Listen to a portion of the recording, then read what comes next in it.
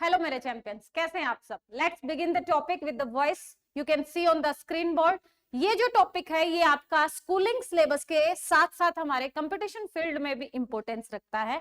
Sentence transformation जहां हमारे competition field में पूछा जाता है, वहां आपको सिर्फ कंपाउंड कॉम्प्लेक्स के बारे में बात नहीं करनी है, वहां डायरेक्ट इनडायरेक्ट स्पीच भी आपका सेंटेंस ट्रांसफॉर्मेशन का एक पार्ट है। And voice active to passive में जब आप कन्वर्ट करते हैं तो वो भी आपका सेंटेंस ट्रांसफॉर्मेशन का एक पार्ट है। और अगर मैं स्कूलिंग सिलेबस की बात करूं तो स्कूलिंग सिलेबस में ये आपके बेसिक एजुकेशन से लेकर हायर एजुकेशन तक ये हमारे सिलेबस में एनसीईआरटी में हम देख सकते हैं। अगर आप 10th +1 +2 के स्टूडेंट हैं तो ये आपके पूरे सिलेबस में इंक्लूड होगा। तो आज हम पढ़ेंगे इसको deeply. So without wasting your time now we start. Let's begin the topic. But यहां पर पहले हम इसका इंट्रो करेंगे, after that we will discuss on the other parts. So in the introduction you can see here verb is the branch of the grammar that studies the form of the verb which is taken in a sentence to determine the status of the subject or the object। तो क्या कह रहे हैं कि जो voice है आपका, voice जो है वो आपकी ग्रामर की एक ब्रांच है जो किसकी स्टडी करता है भाई, वर्ब की स्टडी करता है। तो बेसिक हमने क्या समझा कि वो आपकी स्टडी किसके बारे में बताएगा, आपको वर्ब के बारे में बताएगा।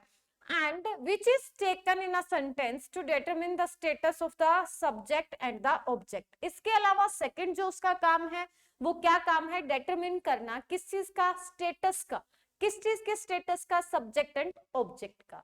तो यहाँ पर हमने अगर हमसे कोई बेसिक इंफॉर्मेशन पूछ ले, कोई जनरली पूछ ले कि वॉइस जो है, वॉइस की आप डेफिनेशन में क्या कहेंगे, तो वॉइस जो है वो आपका क्या बताएगा, आपको वर्ब की स्टडी को बताएगा एंड एज वेल एज वो डिटरमिन करेगा एक्शन ऑफ द सब्जेक्ट और status of the subject and the object. ठीक है। सेकंड फिर हम आते हैं how many categories of the voice. We have classified it into 2 categories. हम इसको 2 कैटेगरीज में क्लासिफाइड कर देंगे। Which one, voice, active voice and the passive voice. Clear. And in active voice a verb is in active when its subject acts or when the emphasis is in the door। door mean to say subject। यहां पर वो क्या कह रहे हैं कि जब verb आपकी एक्टिव फॉर्म में होती है and door is the subject। ठीक है। जब आपका कर्ता जो है वो काम करता है, जब आपका सब्जेक्ट एक्ट करता है तो उसे हम कहेंगे एक्टिव वॉइस। ठीक है। here the subject Mohan is acting so the verb is in active mode। Mohan कहाँ है, मोहन संग सॉन्ग, मोहन गाना गा रहा था। तो एक्शन किसने किया, मोहन ने किया। चलो एक बार पूरे पेज को डिफाइन करते हैं कि वॉइस क्या है हमारा। वॉइस हमें क्या बताएगा, वॉइस हमें बताएगा studies of the verb and determine the status of a subject and the object. Definition में इतना काफी है। Here we have the 2 categories, which one, active and the passive. In the active voice the verb is in the form, और हम क्या कहें यहाँ पर, when the subject acts, verb जो है वो एक्टिव फॉर्म में है एंड जब आपका सब्जेक्ट काम करता है, जैसे मोहन संग सॉन्ग, तो गाना कौन गा रहा है, मोहन गा रहा है। तो यहाँ सब्जेक्ट हमारा क्या हुआ, मोहन हुआ। हम कहे कि ये सारी चीजें हमें पता है, yes you know very well, basic form है ये। बट जो हमारे ऐसे बिगनर्स हैं जिनको इंग्लिश नहीं आती है या इसके बारे में बहुत कम जानते हैं, उनके लिए हमें ये सारी चीजें बतानी होगी। Passive voice, a verb is said to be in passive voice when the subject is being acted upon और the emphasis on the object और वर्क डन। देखिए बहुत अच्छी बात है। पैसिव फॉर्म में क्या कहेंगे, यहाँ पर जब आपकी वर्ब जो है वो किस में होगी, पैसिव वॉइस में होगी, और जो सब्जेक्ट है उसको एक्टेड अपॉन, उसके द्वारा काम किया गया, उसके एक्शन को बताया जाएगा वर्ब के थ्रू, तो उसे हम कहेंगे passive voice. Uh song was sung by Mohan, मतलब मोहन के द्वारा जो काम किया गया वो हमारी वर्ब बताएगी या हमारा ऑब्जेक्ट बताएगा कि जो काम किसने किया। ठीक है। Here the subject is being acted upon so the verb is in the passive mode. ये क्या कह रहे हैं, सब्जेक्ट जो है वो एक्ट करता है तो उसे पैसिव मोड पे कहेंगे। अब क्या कह रहे हैं, changes takes place only in transitive verb. Important point है, यही एक्सेप्शन केसेस हैं, यही आपको किससे जोड़े रखेंगे, यही आपको कॉम्पिटिटिव फील्ड से जोड़े रखेंगे। इन पॉइंट्स को ध्यान रखना है। Changes takes place in transitive verbs, जो आपके चेंज होंगे वो कहां पर होंगे, ट्रांजिटिव वर्ब्स में होंगे। The perfect continuous form of all three tenses and future continuous tenses can not be changed in passive voice. अब यहां कह रहे हैं हमारे पास जब भी आप उससे क्या बनाते हैं भाई, कल ही आपको एक शॉर्ट ट्रिक में डिफरेंस बताया था, difference between transitive and intransitive, where the verb requires an object is known as transitive and where the verb is not required any object then it known as intransitive. So here we have the question, then which verbs can change into the passive form, only transitive verbs can change into the passive form. सिर्फ हम transitive verb को ही change कर सकते हैं, बाकी किसी form को हम चेंज नहीं कर सकते। You have to focus on this point. Clear हुआ भाई यहाँ पर? Very good. चलिए अब ये जो कंस्ट्रक्शन है आपका, कंस्ट्रक्शन करते हुए आपको किन पॉइंट्स पर ध्यान रखना है, जब भी आप पैसिव फॉर्म का कंस्ट्रक्शन करेंगे तो आपको जो है वो दो चीजें ध्यान रखनी है। First one is the pronoun case, personal pronoun आपको ध्यान रखना है, and second one is the tenses. ठीक है, आपको दो चीजें ही अगर आपको अच्छे से आती हैं then you have not required any other thing. Third जो यहाँ पर इंपॉर्टेंट फैक्टर होगा वो होगा आपको सेंटेंस के टाइप्स का पता होना चाहिए, because here we have to required to change according to the sentence formation. Interrogative में थोड़ा सा फॉर्मेट चेंज हो जाएगा आपका, एंड इंपैरेटिव में थोड़ा सा चेंज हो जाएगा, बट जो बेसिक हमारा हम कहें कंस्ट्रक्शन का रोल है वो प्ले करेगा हमारे पास हमारे टेंसेस एज वेल एज हमारा जो प्रोनाउन होगा वो रोल प्ले करेगा। तो you can see here on the construction of sentences in voice. जब आप एक्टिव वॉइस में लिखेंगे in the assertive sentences, subject will be the subject, verb and object, यही स्ट्रक्चर होगा आपके पास। But when you change the assertive sentence into passive voice, object convert into the subject, object आगे आ जाएगा आपका। ठीक है, you have to required helping verb, then main verb, then bye, और आपका सब्जेक्ट बन जाएगा यहाँ पर ऑब्जेक्ट। ठीक है, कहने का मतलब क्या है, जब भी आप वॉइस चेंज करेंगे तो वॉइस में आपको हमेशा किसको, V3 को रखना। किसको रखना है? V3 को रखना है। एक चीज हमेशा याद रखनी है आपको, यहां पर आपके लिए V3 होना चाहिए। और मैं हमेशा आपको बताती हूं कि आपको V1, V2 एंड V3, ठीक है, ये जो तीनों चीजें हैं यहां पर आपके लिए V3 जो है, V1 हमेशा इंडिविजुअल यूज होती है, हमेशा इंडिविजुअल यूज होगी, कभी साथ में यूज नहीं होगी। सेम V2 हमेशा इंडिविजुअल यूज होती है, लेकिन V3 जो है वो कभी भी आपकी अकेली यूज नहीं होती, हमेशा उसे क्या चाहिए, हेल्पिंग वर्ब चाहिए। और हमने क्या कहा भाई, हमारे पास मेन वर्ब होनी चाहिए, और वर्ब की कौन सी फॉर्म होनी चाहिए, थर्ड फॉर्म होनी चाहिए।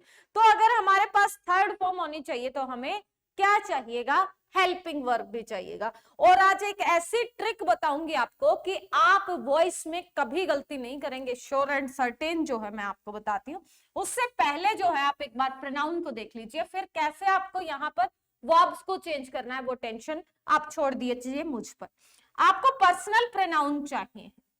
पर्सनल प्रोनाउन में हमारे पास क्या है भाई, देखिएगा, पर्सनल प्रोनाउन में हमारे पास होता है nominative case and objective case. Nominative case में आपके पास क्या होगा, I, and objective case I का me, we, us, first person हो गए आपके पास, then you, you, he, him, she, her, it, they, them.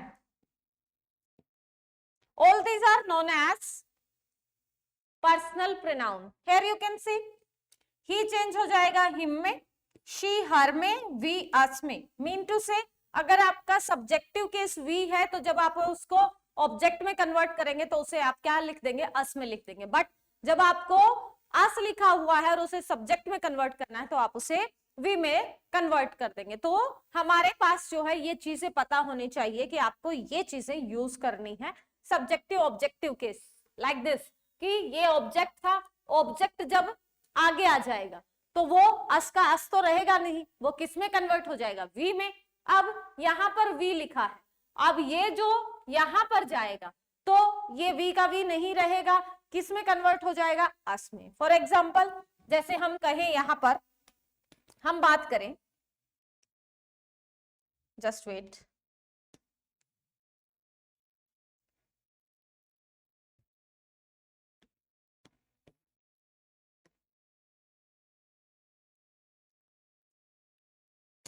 हम यहां पर बात करते हैं लाइक दिस कि अगर आपको दिया गया है उन्होंने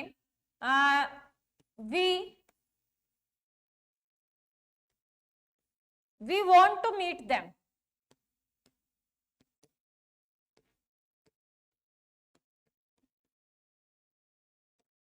ठीक है भाई, तो देम का क्या बन जाएगा, दे. अब first form they are wanted to meet by, we का क्या बन गया, अस. आप एक बार इस पर ध्यान मत दीजिएगा, आपको सिर्फ किस पर, सब्जेक्टिव ऑब्जेक्टिव केस पर, क्योंकि अभी हम वर्ब तक नहीं पहुंचे. ठीक है, तो यहां पर देखो हमारे पास देम था ऑब्जेक्टिव केस, जब हम उसको सब्जेक्टिव केस में लेकर आए तो ये कन्वर्ट होकर क्या बन गया, दे बन गया.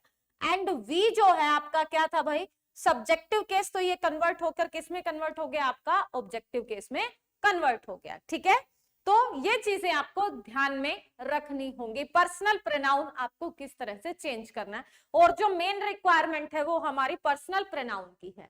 Then we come on the tenses. देखिए आज ऐसे ट्रिक बताऊंगी आपको टेंसेस की, आप वॉइस में कभी भी टेंसेस का रट्टाफिकेशन करेंगे ही नहीं, श्योर एंड सर्टेन गारंटी है इस चीज की. देखो भाई यहाँ पर बहुत ही अच्छी ट्रिक है, हम ट्रिक तो क्या कहेंगे कि लॉजिकल है वो चीजें. हमने कहा वर्ब 3 चाहिए हमें, जब हम किस में कन्वर्ट करें, अच्छा कलर नहीं लग रहा भाई, जब हम इसको कन्वर्ट करें किसमें, V3 में करें तो हमें क्या चाहिएगा, हमने कहा इससे पहले हमें हेल्पिंग वर्ब चाहिएगी, क्योंकि हमारी जो मेन वर्ब है वो कभी अकेली नहीं आती. ठीक है, तो मैं यहाँ पर आपको कहूं कि आपको हेल्पिंग वर्ब हर टेंस की याद करने की जरूरत ही ना हो, आपको सिर्फ और सिर्फ किसको याद करना है, बी को. मतलब जो बी की फॉर्म होती है ना पूरे वॉइस में सिर्फ और सिर्फ वही आपकी यूज होगी और कुछ भी यूज नहीं होगा. कैसे, देखो बी की फर्स्ट फॉर्म क्या है डियर हमारे पास, इज, एम, आर. ये क्या है हमारे पास, फर्स्ट फॉर्म. बी की सेकंड फॉर्म क्या होगी, बी की सेकंड फॉर्म होगी आपके पास वॉस, वर. क्या है ये आपकी सेकंड फॉर्म. एंड बी की थर्ड फॉर्म में हम किसको रखेंगे, बीन को. ठीक है भाई, ये क्या है हमारे पास, थर्ड फॉर्म. फिर आता है हमारे पास being, fourth form. ING form fourth form कहलाती है स्टूडेंट्स, फोर्थ फॉर्म. एंड फिर आता है हमारे पास फिफ्थ फॉर्म. फिफ्थ फॉर्म में मतलब जब हम एस या ईएस लगाते हैं उस फॉर्म को हम क्या कहते हैं, फिफ्थ फॉर्म कहते हैं. तो वो हमारी क्या रहेगी, बी ही रहेगी. तो हमारे पास बी की ये फॉर्म होती है, और ये पूरा स्ट्रक्चर है आपका कि आपको जितनी भी हेल्पिंग वर्ब चाहिए ना पैसिव वॉइस में, इनके बाहर कोई नहीं आएगी, सिर्फ और सिर्फ ये चाहिएंगे, इसके अलावा किसी की भी आपको जरूरत नहीं है. देखिएगा कैसे, अभी बता देंगे आपको. देखो इन्होंने कहा आपको कि आप जब प्रेजेंट इंडेफिनेट यूज करते हैं तो आप क्या यूज करते हैं भाई, वर्ब की फर्स्ट फॉर्म. प्रेजेंट इंडेफिनेट में हमारे टेंस में कौन सी फॉर्म यूज होती है, वर्ब की फर्स्ट फॉर्म एस या ईएस के साथ यूज होती है. अब अब हमें क्या करना है, जब आपको ऑब्जेक्ट को आगे ले आओ, सब्जेक्ट में कन्वर्ट कर दो और मेन वर्ब को थर्ड फॉर्म में बदल दो। लेकिन आगे तो हेल्पिंग वर्ब चाहिए, तो बी की फर्स्ट फॉर्म क्या होती है, इज, एम, आर।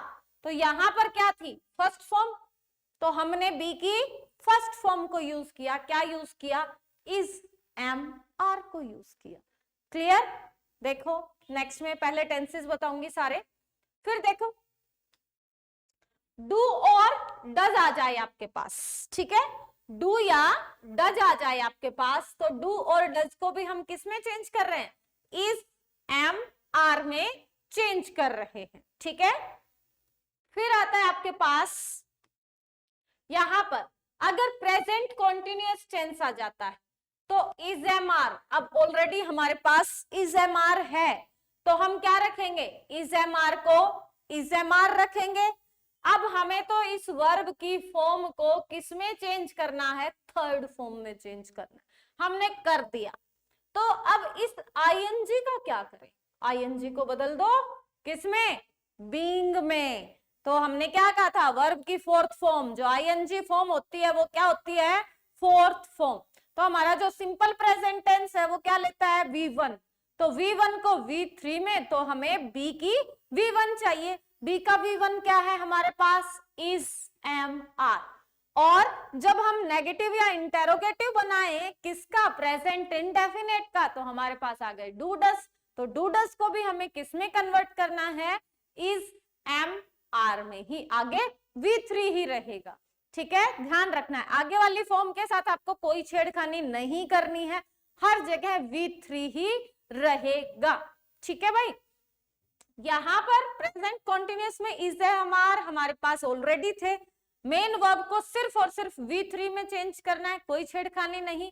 तो जो आईएनजी है उसको हम कन्वर्ट कर दें किसमें, बीइंग में। Very good. और नेक्स्ट में देखो आप, अगर प्रेजेंट परफेक्ट टेंस आ जाए अपने पास, प्रेजेंट परफेक्ट टेंस में हम क्या करेंगे, हमारे पास होना चाहिए हैज, हैव प्लस V3। तो यहां पर हैज, हैव का हैज, हैव रहा आपके पास, फिर हमने क्या किया, V3 तो है ही हमारे पास, तो हम इसको कैसे करें, तो हमारे पास जो बी की थर्ड फॉर्म थी वो क्या हो गई भाई, बीन। तो हमने क्या यूज कर दिया यहाँ पर, बीन। तो सिंपल प्रेजेंट में क्या यूज किया, सिंपल प्रेजेंट में V1 को चेंज करके is, am, are plus V3। Present continuous में क्या किया, इज, एम, आर, आईएनजी को इज, एम, आर का इज, एम, आर रहने दिया, आईएनजी को बी की आईएनजी फॉर्म में बदल दिया, मतलब बीइंग में बदल दिया, आगे V3, ठीक है। फिर आया हमारे पास present perfect, has, have plus verb की थर्ड फॉर्म। अब हम कहें यहाँ ऑलरेडी थर्ड फॉर्म है, बट हमें तो हमारी बी की फॉर्म चाहिए, तो हमारी बी की फॉर्म क्या होती है, इज, एम, आर, वॉज, वर, और थर्ड फॉर्म होती है बीन। तो हम क्या लगाएं यहाँ पर, बीन लगाएंगे, क्योंकि हैज, हैव के बाद हमेशा थर्ड फॉर्म ही यूज होती है, ठीक है भाई। उसके बाद जो है फिर आते हैं हम पास्ट टेंस पर। पास्ट टेंस में क्या होता है हमारे पास, देखिए हम कहें हमारे पास होती है वर्ब की सेकंड फॉर्म, तो हम क्या करेंगे, हमारे पास सेकंड फॉर्म को तो किस में बदलना है, थर्ड फॉर्म में। लेकिन थर्ड फॉर्म तो अकेली नहीं आती, हेल्पिंग वर्ब चाहिएगी, तो बी की सेकंड फॉर्म कौन सी होती है, वॉज, वर। तो हमने क्या लगा दिया, वॉज, वर लगा दिया। नेक्स्ट देखो, यहां पर कह रहे हैं अगर इंटेरोगेटिव सेंटेंस आ जाए तो हम क्या करें, जैसे डू डज को इज, एम, आर में चेंज किया, इसी तरह से डिड को आप किस में चेंज कर दो, वॉज, वर में चेंज कर दो। Very good. फिर आता है पास्ट कॉन्टिन्यूअस। अब सेम प्रेजेंट कॉन्टिन्यूअस की तरह हमारे पास इज, एम, आर ऑलरेडी था, तो हमने इज, एम, आर को क्या रखा, इज, एम, आर, ठीक है, और आईएनजी को किस में कन्वर्ट कर दिया, बीइंग में कन्वर्ट कर दिया। तो यहां भी हम क्या करेंगे, वॉज, वर को वॉज, वर रखेंगे, आईएनजी को किस में कन्वर्ट कर देंगे, बीइंग में, और फिर V3। कितना आसान है।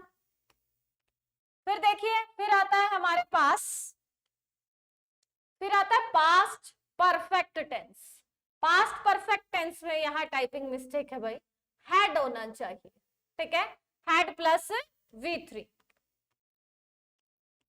ये जहां पर भी हैज है इसको हैड समझे आप, ठीक है। यहां पर जो है वो आपके पास हैड होना चाहिए, एंड हैड प्लस V3। तो क्या करेंगे हम, हमें तो क्या चाहिए, बी की थर्ड फॉर्म चाहिए। तो हैड के बाद बी की थर्ड फॉर्म कौन सी लगेगी, बीन लगेगी। तो हैड बीन प्लस V3 में ये कन्वर्ट हो जाएगा आपका, ठीक है। उसके बाद हमारे पास आता है फ्यूचर टेंस। फ्यूचर टेंस में हम क्या करते हैं भाई, हम यूज करते हैं विल शैल। देखिए टाइपिंग मिस्टेक है भाई, sorry. Will shell plus verb की फर्स्ट फॉर्म। तो विल शैल के बाद हमारे पास फर्स्ट फॉर्म यूज हुआ। अब हम कहें कि विल शैल के बाद हमें तो थर्ड फॉर्म लगानी है, बट हम विल शैल के बाद थर्ड फॉर्म नहीं लगा सकते, because all these are include in the modal auxiliary verb. आपके मॉडल ऑक्सिलरी वर्ब में भी हम विल शैल को कंसीडर करते हैं। मॉडल ऑक्सिलरी वर्ब के बाद हमेशा क्या लगता है भाई, फर्स्ट फॉर्म लगती है, इसलिए हम उसको किसी और फॉर्म में कन्वर्ट नहीं कर सकते। तो उसके बाद आपको क्या यूज करना पड़ेगा, ओनली फर्स्ट फॉर्म ही कंसीडर करनी पड़ेगी। उसके लिए क्या होगा आपके पास, आपको बी की फॉर्म को यूज करना पड़ेगा। तो क्या हो गया भाई आपका बी। आप क्या लगा दें, जितने भी मॉडल ऑक्सिलरी वर्ब है ना उनके बाद बी लगा दीजिए बस, ठीक है। फिर आता है हमारे पास future perfect tense. Future perfect tense में अगेन विल शैल हैव हो गया। हैव के बाद हमेशा क्या आता है भाई, थर्ड फॉर्म आती है। तो हम किस में कन्वर्ट कर देंगे, हैव बीन में, ठीक है। तो ये हमारे पास जो है वो क्या थे, हमारे पास टेंसेस के टाइप थे, जो मैंने अभी आपको बताया था कि बेस्ड ओनली बी फॉर्म। तो क्या आप समझे कितने स्टूडेंट्स को, हालांकि मैंने क्विकली करवाया है, जो बिगिनर्स हैं मे बी उनके लिए प्रॉब्लम हो सकती है, बट यहां पर अभी आप देखेंगे, देखिएगा 2 मिनट और लगेंगे। हमने कहा simple present tense V1 S या ES के साथ, उसको हम चेंज कर रहे हैं भाई किस में, V3 में। लेकिन V3 अकेला नहीं आएगा, तो हम क्या लगा रहे हैं, इस MR लगा रहे हैं, ठीक है भाई।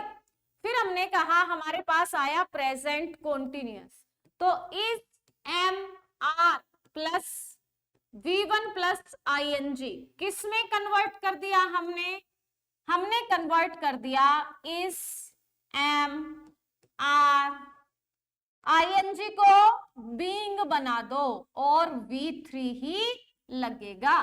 फिर आया हमारे पास present perfect, has have plus V3 किस में कन्वर्ट किया, हैज हैव का हैज हैव रहने दो भाई, और V3 तो हमें चाहिए ही, तो V3 लेकिन B की फॉर्म हमें लगानी पड़ेगी, ठीक है भाई। अगर अब कोई स्टूडेंट कहे कि V3 है तो क्यों लगाएं, क्योंकि वहां पर जो है आपको उसे पैसिव में दिखाना है, that's why you have to use the be form.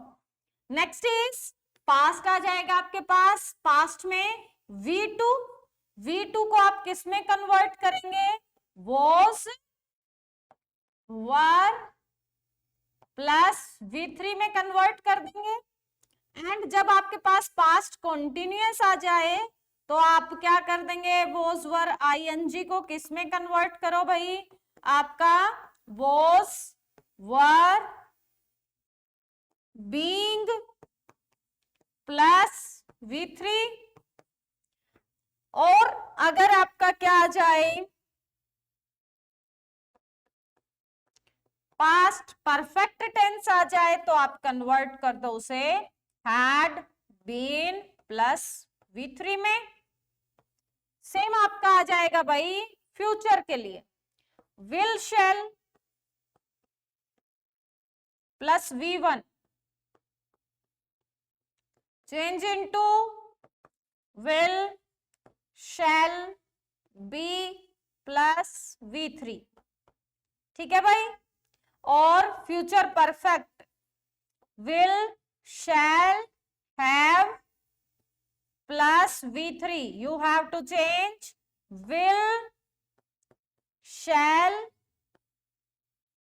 have been plus V3, ठीक है।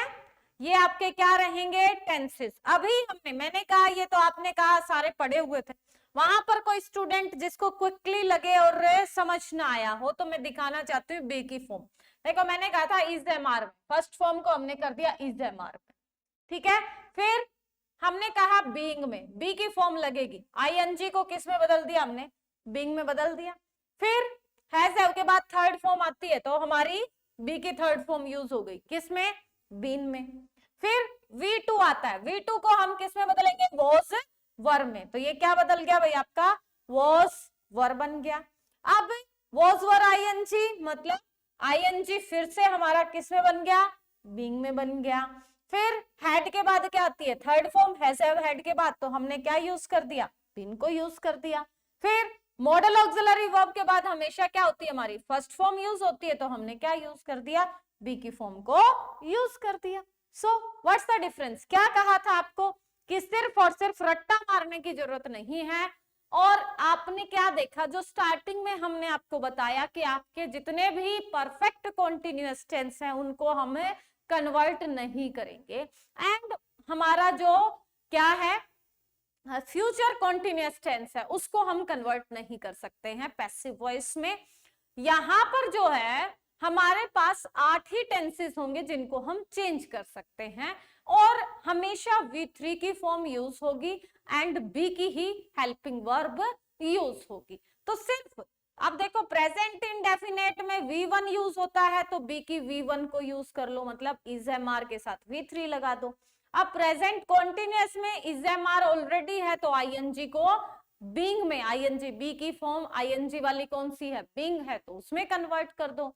अब हैज हैव के बाद थर्ड फॉर्म आती है तो बी की थर्ड फॉर्म कौन सी है, बीन है, रट्टे मारने की जरूरत नहीं है।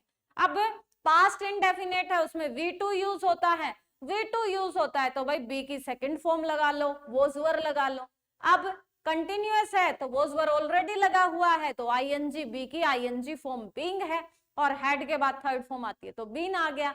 एंड फ्यूचर में क्या है हमारे पास, will, shall, could, should, might, modal auxiliary verb की तरह हमेशा अपने बाद क्या कंसीडर करेगा भाई, बी को कंसीडर करेगा, तो वहां पर आप क्या रखो, बी की फॉर्म को रखो, दैट्स इट।